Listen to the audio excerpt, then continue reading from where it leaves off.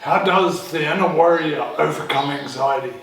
Right, we've all had different kinds of anxiety through our lives, and I have had quite a bit in the early days after my accident, worrying about what might go wrong. And I'm going to tell that story in a minute, and then I'll share 3 easy tips that you can do to reframe that anxiety. So my story was when I started driving again after my accident. It took a little while to do that, to build up strength in that, and I lived out in the middle of nowhere where there wasn't cell phones in those days and there wasn't a lot of traffic on the roads. And I found myself travelling down the road concerned about what might happen to me physically, or if I had a problem or a breakdown, would anyone find me? And I was creating these stories in my head to the point where I would get such terrible anxiety traveling that I was starting to get short of breath, lose my vision, to the point where one day I actually did lose my vision and had to pull over quickly to the side of the road. And I remember telling myself, Wayne, what are you doing? You know, it was like I told myself off, breathe. Come on, breathe. This is silly. I remember taking that deep breath like I just did then and realizing that, oh my God, I'm creating my own anxiety through my stories.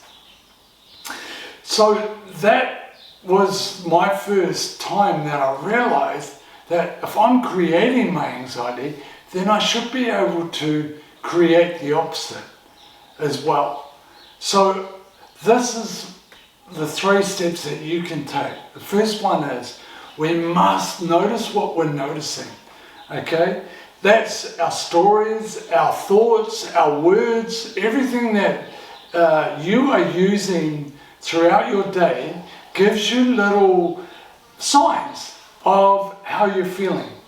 Right? So if your stories are telling stories and your words are those that relate to anxiety, more than likely you are creating a fire of anxiety.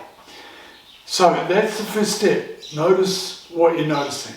The second step is we go up until now, right? We literally, when we notice that story, we go up until now. Because when we do that, that tells the brain, that subconscious brain in that story, that hang on a minute, we're changing this. We're not going to believe the story anymore, we're changing it. The third part will be helpful if you've watched my series on finding your purpose. Because the third part is understanding that you are much more. You are a spiritual being having a human experience. You're not this experience. I'm not this body. I am a spiritual being having a human experience. I am powerful. I've got something that has got my back, right? That is a truth story, right? We call it a truth story, right? That's your inner warrior's truth story. So we then replace that anxiety story with a truth story of who you truly are. And you aren't your anxiety. That's just happening to you.